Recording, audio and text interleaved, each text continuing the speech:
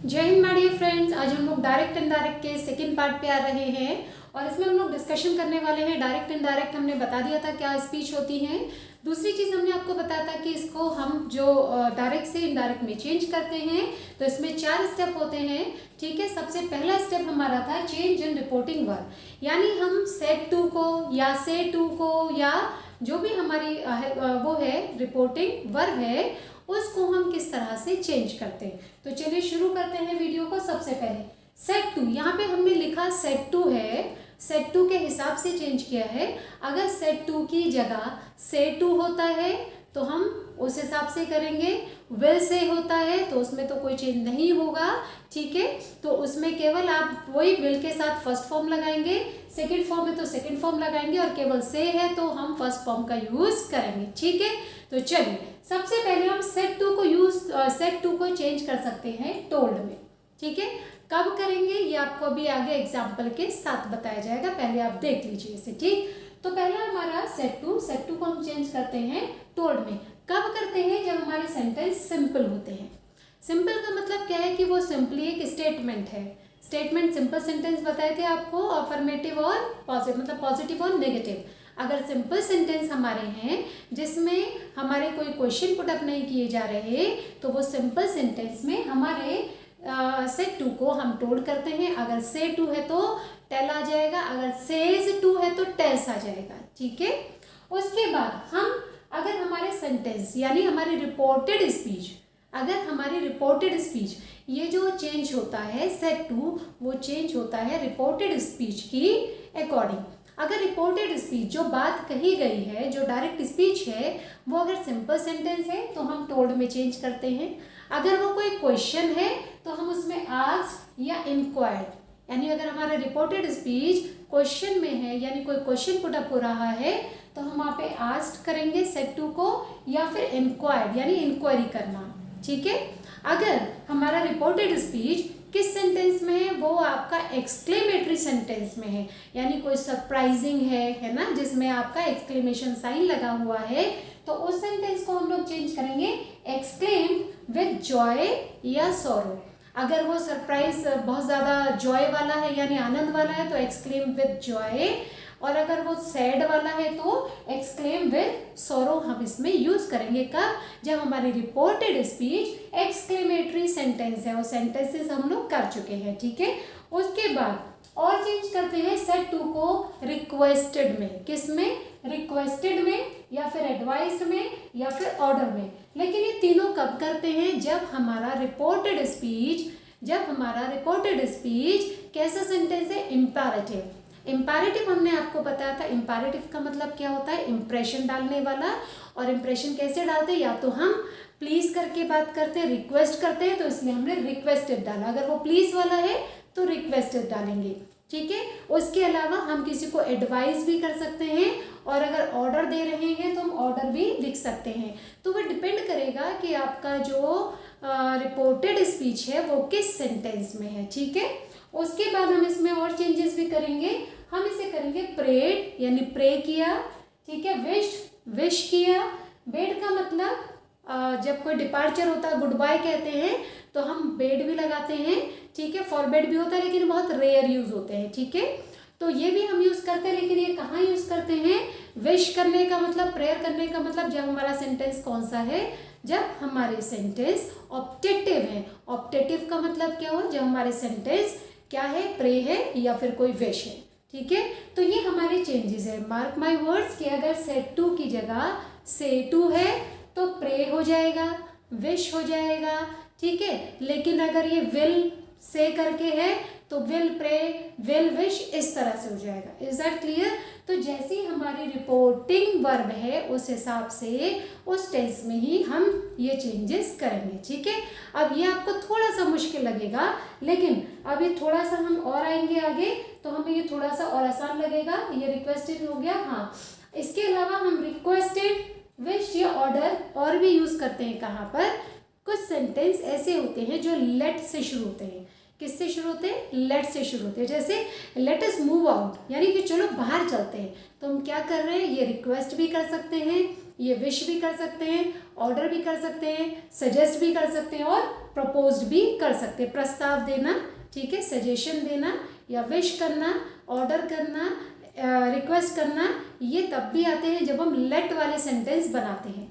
जब हमारी reported verb, reported speech let वाले सेंटेंस से शुरू हो रही है तो हम लोग ये यूज़ करेंगे, ठीक है। उसके बाद अगर हम बात करते हैं, थोड़े से एग्जाम्पल लेते हैं तो अब आपको ईजी लगेगा। एग्जाम्पल थोड़ा छोटा छोटा सा है बट आप सुनने पे ज़्यादा ध्यान दीजिएगा। हमने एक ही सेंटेंस नॉर्मली लिया है लेकिन उसको अलग अलग तरीके से लिया। फॉर एग्जाम्पल हमने कहा रोहन, हमने यहाँ फर्स्ट फॉर्म में लिया ताकि आपकी दोनों चीज़ क्लियर हो जाए। हमने कहा Rohan says to Meena, Rohan says to Meena.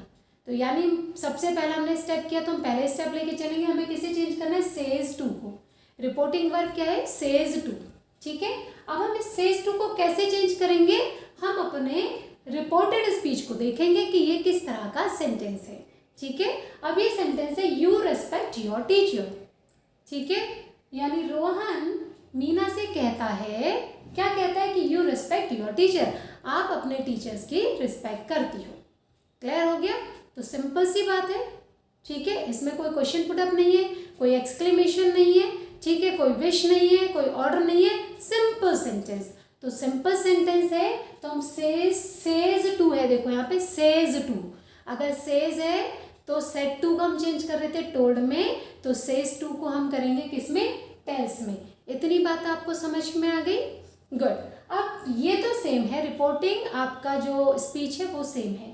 अब हमने ये सेंटेंस बदला, हमने कहा do you respect your teacher, यानी रोहन सेज टू मीना, रोहन मीना से कहता है, क्या कहता है कि do you respect your teachers, क्या तुम अपने टीचर्स की रिस्पेक्ट करती हो, ठीक है। तो अब क्या हो रहा है? क्वेश्चन पूछ रहा है। तो अभी क्या बोलेंगे? रोहन बताता नहीं है, रोहन पूछता है। सेज टू था तो आस्क कर दिया, अगर ये सेड टू होता तो आस्क्ड कर देते, सेकंड फॉर्म ही करते। अगर ये रोहन विल से होता तो हम क्या बोलते? Rohan will ask. Is that clear? I hope कि आपको समझ में आ रहे हैं, ठीक है। तो अब ये क्वेश्चन है तो हमने यहाँ पे कर दिया इसको आस्क, ठीक है। अगर इसी सेंटेंस में अब हमारा क्वेश्चन क्या है? Why do you respect your teacher, आप अपने टीचर की रिस्पेक्ट क्यों करती हो? तो फिर अगेन ये क्वेश्चन है तो हम सेज टू को किस में करेंगे?